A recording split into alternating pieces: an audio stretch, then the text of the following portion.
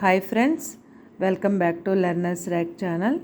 మేము లాస్ట్ వీడియోలో స్టేట్మెంట్ నుంచి క్వశ్చన్ ఎలా తయారు చేయాలి అనే టాపిక్ మీద మనం వీడియో చేసుకున్నాము.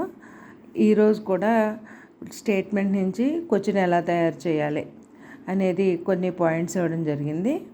మనకి స్టేట్మెంట్స్ నుంచి క్వశ్చన్ తయారు చేసుకోవడం వచ్చినట్లయితే కనుక డైలీ యూసేజ్లో మనకి చాలా ఉపయోగపడుతుంది.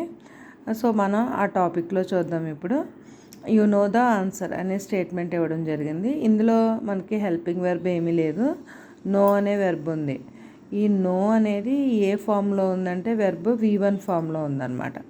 సో లాస్ట్ వీడియోలో మనం చెప్పుకున్నట్టుగా V1 ఫామ్లో ఉన్న verb is equal to the do plus V1 form verb. So మనం నోని ఎలా రాసుకోవచ్చు, డూ నో అని రాసుకోవచ్చు అనమాట. డూ ప్లస్ నో అని రాయచ్చు. అలాగే మనం ఇక్కడ ప్లే అనే వెర్బ్ని తీసుకున్నట్లయితే ఈ ప్లే అనేది కూడా V1 ఫామ్లో ఉంది. సో దాన్ని మనం డూ ప్లస్ ప్లే కింద రాసుకున్నట్లయితే రెండు ఈక్వల్ అనమాట. అంటే V1 form verb is equal to the do plus V1 form equal అనమాట.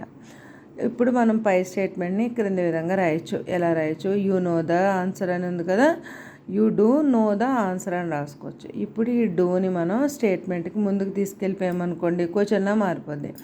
Do you know the answer అంటే క్వశ్చన్ రెడీ అయింది. నెక్స్ట్ ఇక్కడ ఇంకొక ఫార్మాట్ ఉంది చూడండి, యూ న్యూ ద ఆన్సర్.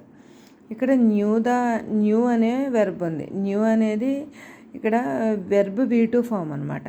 మనం లాస్ట్ వీడియోలో చెప్పుకున్నట్టు V2 ఫామ్ అనేది దేనికి ఈక్వల్ అవుతుంది, డిడ్ ప్లస్ V1 అనమాట.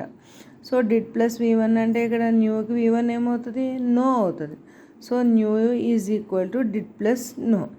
అలాగే రోట్ అనేది V2 ఫామ్. ఈ V2 ఫామ్ డిడ్తో ఎలా రాయచ్చు, wrote is equal to did plus write. So did write అని రాసుకున్నాం. ఇక్కడ ఒక ఎగ్జాంపుల్ అనమాట. సో అంటే వెర్బ్ యొక్క V2 ఫామ్ ఉన్నట్లయితే అది డిడ్ ప్లస్ V1 ఫామ్కి ఈక్వల్. అది మనం గుర్తుపెట్టుకోవాలి. ఇప్పుడు ఈ స్టేట్మెంట్ని మారుద్దాం మనం. You did know the answer. So new ప్లేస్లో డిడ్ నో రాస్తాం. ఇప్పుడు ఎలా రాయొచ్చు, డిడ్ని ఫ్రంట్ స్టేట్మెంట్ ముందుకు తీసుకొచ్చేయండి. Did you know the answer. ఇక్కడ ఈ విధంగా మనం క్వశ్చన్ తయారు చేసుకున్నాం.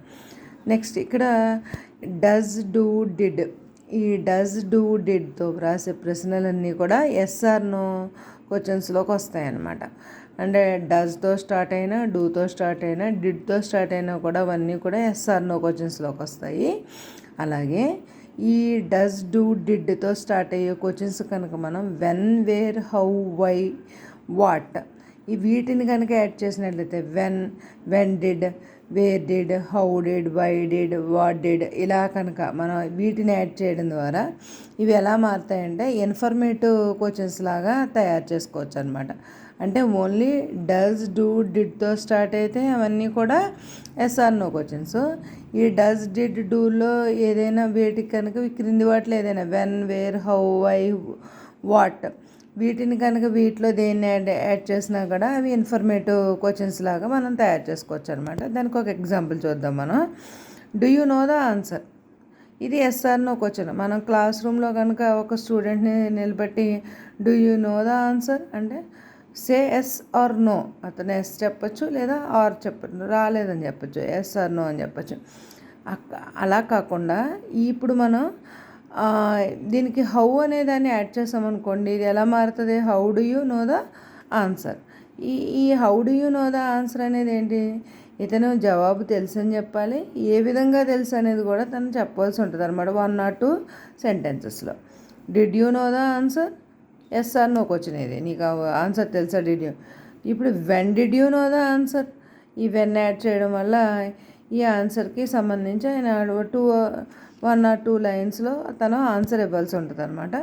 సో ఈ డైలీ సింపుల్ ఇంగ్లీష్లో భాగంగా ఈరోజు మేము ఒక స్టేట్మెంట్ నుంచి క్వశ్చన్ ఎలా తయారు చేయొచ్చు అనే టాపిక్ ఇవ్వడం జరిగింది. Thank you friends.